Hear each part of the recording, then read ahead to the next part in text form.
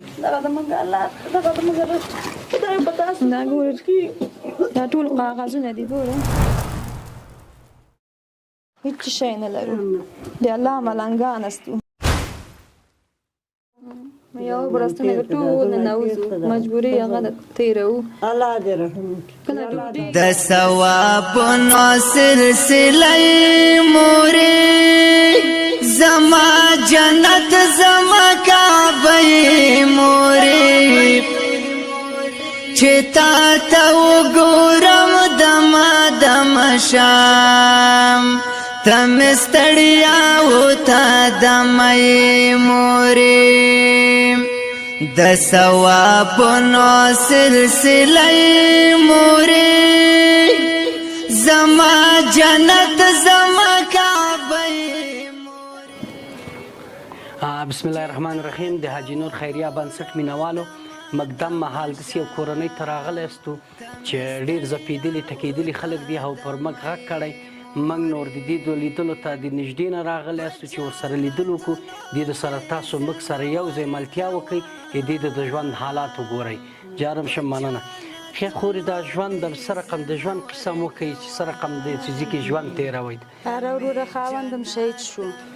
او واړه واړه یتیمان موږ ته پاتې دي زیار ځان قیمت کې پلاستیکونه کاغذونه ډوډۍ نمبای نه راټولوي په هغه شپې ورځې تېروو او دغه ملا ده دغه ژمي کې په دغه کوټو کې اوبه را روانې دي راباندې موږ شپې ورځې تېروو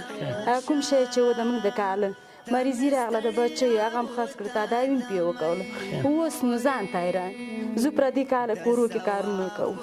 چې چا زړه کار راباندې کوي چې د چا زړه نوي کالي مینځو بېرته وایي ځئ لاړ شي خپل کور ته بېرته خو ناامیده راشو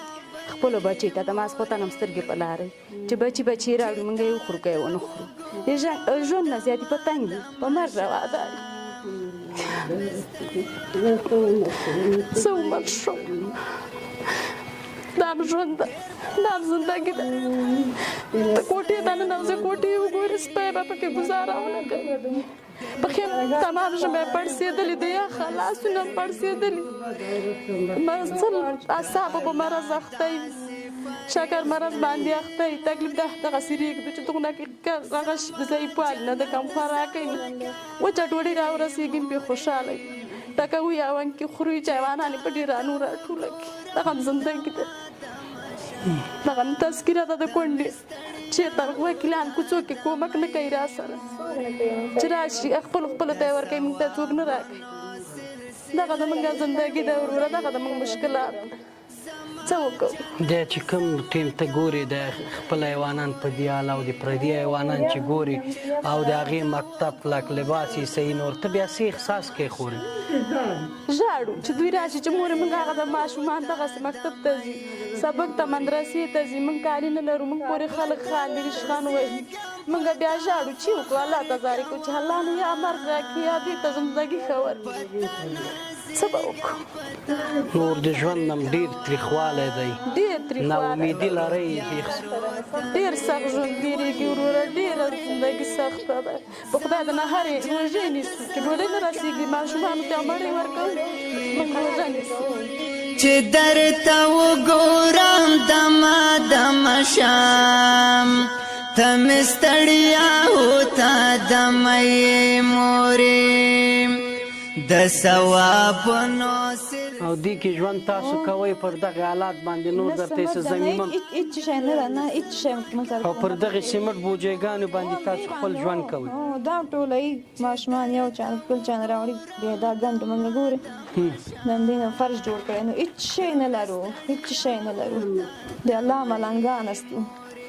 الله دې په تاسو ټول ورحمېږي په مؤمن مسلمان مننه اجاڼۍ دعاګانې کوه الله به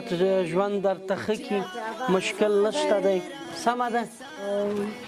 الله به نه دی زه مې تا اولاد غوندې یم تا زوی یم سمه ده موږ کوښښ کوو چې څومره وسي اوسو انشاءالله موږ تاسو سره کومک کوو سمه ده خدای دې خیر دې کور کې تاسو څومره کسان اوسېږئ خو دوه مې لورګانې دي څو دې لمسیانې دي شپږ حیوانان زما دي شپږ د دې دي او د دې پنځه 11 او 11 او 2 د 14 او 3 18 کسان پر دغه ځای باندې بې فرشو بې ظرفو بې کمپلو بې شیو بې ټول تاسو ژوند وکړو یو برستونه ټول نوځو مجبوري هغه تیرو الله دې رحم کله ډوډۍ یا کله نه هم دسې وګي ته هم دسې د کوو دا ماشومه بیا ډوډۍ غواړي ډوډۍ نشته ډوډۍ موږ ته راغی سره پمنګ ویده شو خدای ګو کبر څوک یادوم زکال هر چانا خوږی موري زما جنت زما کعبه موري چې درته وګورم دما دما شام ته مې ستړیا هوتا دمې موري